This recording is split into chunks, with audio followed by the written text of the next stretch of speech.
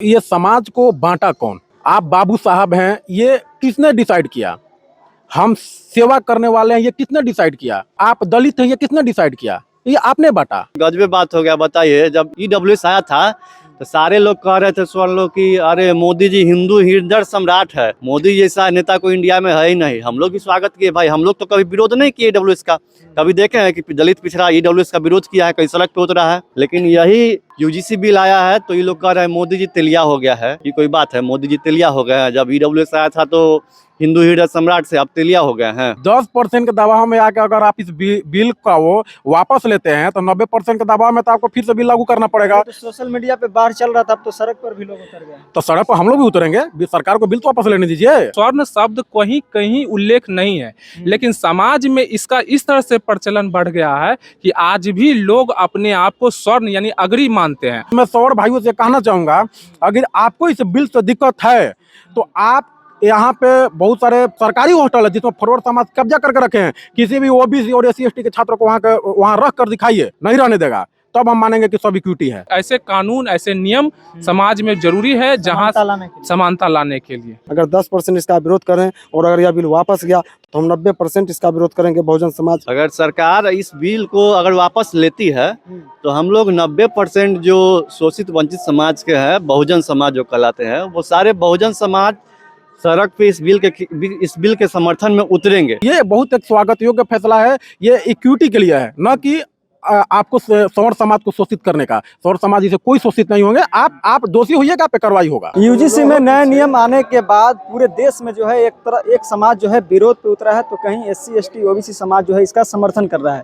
इसी को लेकर हम आज पटना के पटेल छात्रावास में आए हुए हैं और हमारे पीछे तमाम जो यहाँ पर रहने वाले जो अभ्यर्थी हैं, छात्रावास में रहने वाले हैं, उनसे हम जानेंगे कि यूजीसी बिल को लेकर इनके मन में क्या चल रहा है। क्या नाम हुआ भैया आपका? मेरा नाम अनूप कुमार है। अच्छा जी बोलिए। इस नए बिल को लेकर आप लोगों के मन में क्या चल रही है? क्या यह बिल सही है? बिल तो जाहिर सी बात है, यह शोषण के आधार पर बनाया गया है और यह एक सबसे बड़ी बात है कि यह जो उच्च विश्वविद्यालय अनुदान आयोग है उसके द्वारा खुद यह माना गया है कि जो पिछड़ा वर्ग है, SC/ST के वर्ग के जो लोग हैं, उनके साथ यूनिवर्सिटी में, शिक्षण संस्थान में वो है भेदभाव होता है और उसके आधार पर कहीं ना कहीं वह पिछड़ जा रहा है, जहाँ से होना नहीं चाहिए। शिक्षा का सबको बराबर का अधिकार होना चाहिए।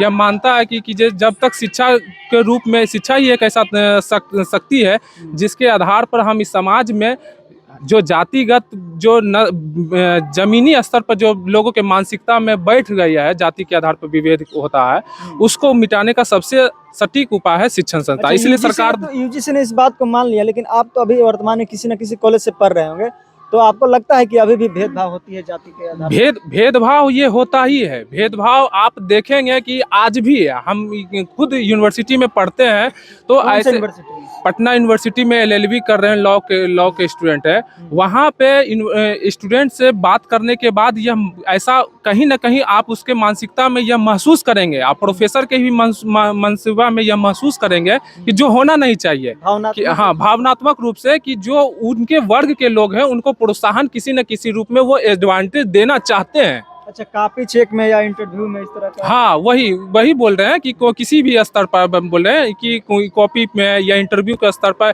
या जो भी एक पर्सनली रूप से उसको हिंट या गाइड करने का जो स्तर होता है, वो उस समाज के लोगों को, खास कर जो वर्ग के वहाँ पे विराजमान है, उस अपने समाज के लोगों को बेनिफिट देना चाहते हैं, जिसके आधार पर कहीं ना कहीं वो शोषण होता है और उसको वैसे पिछड़ा कह करके या गाली के जैसा एक समाज में वो वर्ग विराजमान है।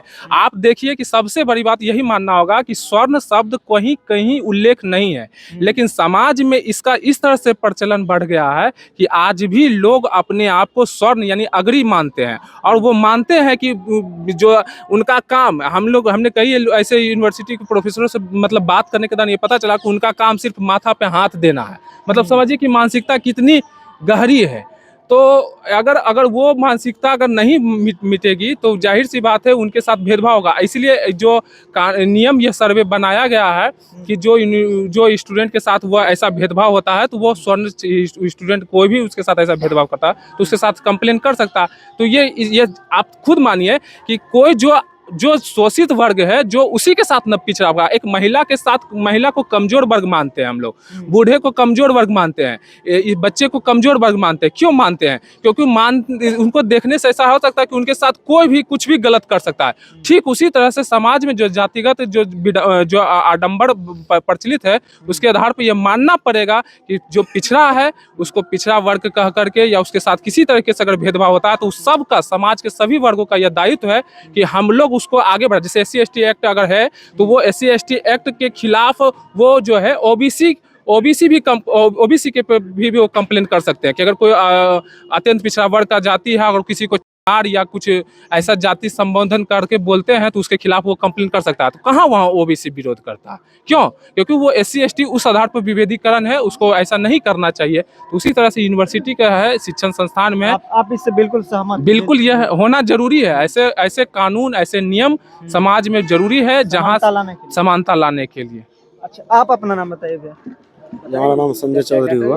अच्छा, कहा जा रहा है कि पहले से ही यह कैसे मान लेंगे कि 10% के लोग ही जो है अपराधी होंगे? देखिए, जब ये बिल लागू हुआ तो कहीं ना कहीं तो कोई ना कोई बात होगी, या कोई सरकार के द्वारा लागू नहीं किया गया, न किसी पार्टी के द्वारा लागू किया गया, यह यूनिवर्सिटी होता है उसके द्वारा लागू किया गया। तो वहाँ तो मान के चलिए जो बैठे हैं तो कहीं ना कहीं इसका कुछ होगा। कहा जाता जब आग लगती है तभी धुआं तो उठता है। उसका चीज तो आप ही लोग न जा रहे होंगे, आप लोग अभी पढ़ाई कर रहे हैं तो आप ही के साथ हो रहा होगा ना? हाँ, हुआ है, हम लोग भी भुक्तभोगी हैं, लेकिन इसका विरोध करना हम जायज़ नहीं समझते। हम इसके पक्ष में बस 2 लाइन में हम कहते हैं कि इस बिल का हम स्वागत करते हैं, तहे दिल से स्वागत करते हैं। अगर वो कहते हैं, वो विरोध करते हैं तो आप इस बात को मान के चलिए, अगर 10% इसका विरोध करें और अगर यह बिल वापस गया तो हम 90% इसका विरोध करेंगे, बहुजन समाज, पिछड़ा समाज। और जिस दिन 90% इसके विरोध में उतर गया तो उस दिन देश का, इस राज्य का क्या हाल होगा, क्या हश्र होगा। तो इस सब बातों में कोई दम नहीं है। हम तहे दिल से इसका स्वागत करते हैं और इसके समर्थन में है, और यह जरूरी है, समाज में समानता लाने के लिए यह बहुत जरूरी है। अच्छा, लेकिन इसमें यह भी कहा जा रहा है कि पहले तो 2012 में SC/ST को ही शामिल किया गया था, लेकिन अब OBC समाज को भी शामिल कर दिया गया। देखिए, सब कोई भी चीज का अगर किसी वर्ग को अगर शामिल किया जाता है तो उसका मुख्य आधार होता है डाटा पे आप जाएंगे तो वो देखेंगे कि ST का 65%, OBC का 69% और SC का 51% पद खाली है। ये तो एक हो गया सीट के बात हो गई कि सीट उसकी खाली चली गई। दूसरी बात है कि जब 2019 में जब मोदी जी EWS को आरक्षण दिए, वो देखिए लेटरल, वो साइड से आरक्षण है। आप देखिए कि उसमें किसी के साथ नहीं है। 10% कमजोर वर्ग को जो आर्थिक रूप से पिछड़ापन है, इकोनॉमिकल, तो उनका आधार क्या था कि वो कहीं ना कहीं उस रूप में कमजोर है जिसके कारण उन्हें प्रशिक्षण संस्थान में बाधा ना पहुंचे, तो उसके आधार पर उनको आरक्षण मिलना जरूरी है। लेकिन अब जब बात हो रही है कि शिक्षण संस्थान में जब सब लोग प्रवेश करते हैं तो उनका शोषण किस रूप में होता है? शोषण उस रूप में होता है कि जो कोई भी छोटी जाति के लोग होते हैं, जिसको आप देखें, सबसे बड़ी बात है समाज में प्रचलन कैसे शब्द का है, पिछड़ा, अगड़ा पिछड़ा कह करके दलित शब्द का कर करके उसको संबोधन मिलता है। तो यूनिवर्सिटी के स्तर पर भी जब सर्वे कर करके यह पाया गया कि ऐसा भेदभाव उनके साथ होता है, तो फिर इसको सबको मानने में इसमें क्या परेशानी हो सकती है? और सबसे बड़ी बात है, जब कोई कमजोर वर्ग महसूस करता है तो उनको सुरक्षा की जरूरत होती है। वैसे सुरक्षा दे करके, उनको प्रोत्साहन दे करके उनको बढ़ाया जाता है। ऐसा कहीं नहीं, कोई कहीं मिसयूज का कोई बात नहीं। आज महिलाओं के प्रति कितना घरेलू हिंसक के रूप में कितना कानून है, लेकिन क्या महिला कभी कितना ऐसे महिलाओं ऐसे जागरूक है जो उन कानूनों का दुरुपयोग करते हैं? और कभी भी कोई अपने समाज जब साथ में शिक्षण संस्थान में प्रवेश करेंगे तो उनके थोड़ा बहुत जो भी शोषण होता है उनके साथ अगर कंप्लेन करके उनका एग्जाम्पल या मिसाल दिया जाएगा कि ऐसा भेदभाव करना नहीं करना चाहिए, क्योंकि इसके ऊपर कठोर कानून आ गया है या कठोर नियम बन गया है, तो तभी उसका विभेद जो है वो समाप्त होगा और समाज जो है एक साथ मिलकर के आगे बढ़ेगा। आपका क्या नाम हुआ भैया? जी, मेरा नाम सीमांत आर्या है। अच्छा, आप इस बिल के सपोर्ट में है या विरोध में? हम तो सपोर्ट में हैं। सपोर्ट में है। क्या मतलब, क्या वजह हो सकती है? अरे वजह इस बिल में खराबी ही क्या है जो हम विरोध करेंगे? वही तो जब गरीब, शोषित, पिछड़ा, वंचित के अगर न्याय के लिए कुछ UGC ने नया रूल रेगुलेशन लागू किया है तो इसमें गलत क्या है कि हम लोग विरोध करेंगे? हम लोग समर्थन में, फुल समर्थन में है। अगर वो लोग, इसमें तो किसी को फंसाने की बात है नहीं कि हम किसी को जबरदस्ती फंसा देंगे। इसमें तो एक जांच कमेटी बनी है विश्वविद्यालय में, जांच कमेटी बनी है, जो जांच कमेटी जांच करेगी शिकायतकर्ता के आधार पर, जो शिकायत करेगा उसके आधार पर जांच कमेटी जांच करेगी। उसके बाद अपना रिपोर्ट भी वाइस चांसलर को सौंपेगी। अगर उसमें वो दोषी पाए जाएंगे तो उनको कार्रवाई किया जाएगा। अगर दोषी, लेकिन वो लोग का तो कहना है कि पहले से ही कैसे यह तय हो गया कि स्वर्ण समाज के ही लोग भेदभाव करते हैं, बाकी 85% SC ST OBC के लोग के साथ भेदभाव। अच्छा बताइए, अभी देश में 45 सेंट्रल विश्वविद्यालय है, सेंट्रल यूनिवर्सिटीज है, उसमें से कितने % में वाइस चांसलर OBC हैं और SC ST हैं? मात्र 4 यूनिवर्सिटी में वाइस चांसलर OBC हैं और 1 यूनिवर्सिटी में मात्र वाइस चांसलर SC ST है। बाकी आप 40 यूनिवर्सिटी में वाइस चांसलर जनरल है। तो आखिर जनरल सारे यूनिवर्सिटीज के वाइस चांसलर जनरल है, तो भेदभाव किसके खिलाफ होगा? तभी तो बोल रहे हैं कि पहले से ही तय हो जा रहा है कि अपराधी कौन होगा। अपराधी अगर आप नहीं है तो डर क्यों रहे हैं? अगर अपराधी आप नहीं है तो डरने की आपको कोई आवश्यकता ही नहीं है। अगर अपराध कीजिएगा तो आपको फंसना पड़ेगा। अपराधी नहीं है तो डरने की कोई बात नहीं है। 10% इसके विरोध में, 85% लोग इसके सपोर्ट में हैं। तो ऐसे में सरकार भी अब असमंजस में पड़ी हुई है, कोई भी बड़ी पार्टियां खुलकर बोल नहीं रही है। अब सरकार को क्या करना है सरकार समझेगी। अगर सरकार इस बिल को अगर वापस लेती है तो हम लोग 90% जो शोषित वंचित समाज के हैं, बहुजन समाज जो कहलाते हैं, वो सारे बहुजन समाज सड़क पे इस बिल के समर्थन में उतरेंगे और सरकार को झुकना पड़ेगा। अगर 10% रोड पे है तो उसके बिहाफ पे अगर वापस लिया जाएगा तो 90% अगर रोड पे आएंगे तो उसका मतलब कि कहिए कि भारी पड़ जाएगा। हस क्या होगा, ये बिहार सरकार समझे, केंद्र सरकार समझे। सरकार समझती है कि 90% लोग जब सड़क पे आ जाएंगे तो फिर सरकार रहेगी या कहाँ जाएगी, ये तो सरकार तय करेगी। मतलब कॉलेज लेवल पर मानते हैं कि भेदभाव होता है? बहुत भेदभाव होता है, हम लोग के साथ भी भेदभाव होता है, कॉलेज में भेदभाव होता ही है, हर जगह भेदभाव होता है। कर्मचारी हो, स्टाफ हो, कर्मचारी हो, स्टाफ हो, आप जाइएगा, आपको इंटरव्यू में जाइएगा कहीं भी, आपका PhD करना है, आप तो JRF निकालिए, इंटरव्यू के लिए आप यूनिवर्सिटी में जाइए, आपको स्वर्ण समाज बैठे हैं, अगला समाज को 10 नंबर दे रहा था, आपको 5 नंबर देंगे। आप अपना नाम बताइए। मेरा नाम ऋषभ पटेल हुआ। आप सपोर्ट में हैं कि विरोध में? नहीं, एकदम सपोर्ट में है। और सबसे बड़ा चीज़ है कि सपोर्ट में रहेंगे क्यों नहीं। ये बिल हमारे समाज में जो इक्विटी के लिए लाया गया है कि ताकि सभी समाज जो शोषित समाज है सबको एक बराबर लाया जाए। और दूसरा चीज़ है कि सौर समाज में इतना जो बौखलाहट है इस बिल को लेके, उनसे पूछना चाहेंगे ये बताइए कि हम ये समाज को बांटा कौन? आप बाबू साहब हैं, ये किसने डिसाइड किया? हम सेवा करने वाले हैं, ये किसने डिसाइड किया? हाँ, आप दलित हैं, ये किसने डिसाइड किया? ये आपने बांटा।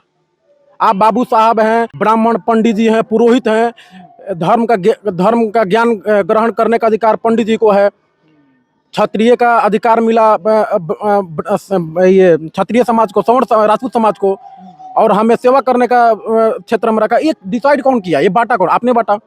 और दूसरा चीज़ है कि इसमें ऐसा तो नहीं है कि हम कंप्लेन करेंगे डायरेक्ट आप पे कार्रवाई होगा। ये एक निराकरण है कि अगर कोई हमको शोषित करता है, शोषण में मेरा कोई करता है या कोई टॉर्चर करता है यूनिवर्सिटी में, तो उसके खिलाफ ये एक कमेटी गठित करेगी और जांच करेगी, इसके बाद कार्रवाई करेगी। और दूसरा चीज़, सबसे बड़ा चीज़ तो जो बहुजन छात्र के साथ जो अन्याय होता है वो मेडिकल कॉलेजों में होता है। मेडिकल कॉलेज इसके अंतर्गत आता नहीं है, UGC के अंतर्गत। और दूसरा चीज़ कि आप डाटा खोल के देखिए, पिछले 5 साल में 119 स्टूडेंट्स सवर्ण समाज से तंग आकर या प्रताड़ित होकर 119 छात्रों ने सुसाइड किया, आत्महत्या किया, जिसमें 65 छात्र जो हैं MBBS का स्टूडेंट थे और 54 छात्र PG का स्टूडेंट थे। अगर उससे भी पहले आप जाइएगा 2010 से 19 के बीच में 398 छात्र जो है आत्महत्या किए, सिर्फ सवर्ण समाज से प्रताड़ित होकर।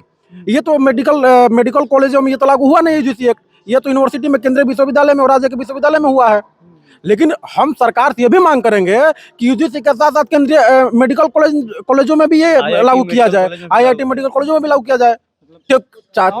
और जगह भी चूंकि सबसे अधिक आत्महत्या और शोषित दलित समाज के लोग वहाँ हो रहे हैं, तो ये बहुत एक स्वागत योग्य फैसला है। ये इक्विटी के लिए है, न कि आपको सवर्ण समाज को शोषित करने का। सवर्ण समाज से कोई शोषित नहीं होंगे। आप दोषी होइएगा, पे कार्रवाई होगा। अगर सरकार झुक जाती है, वापस कर लेती है, तो लास्ट 90% लोग रोड पे आएंगे।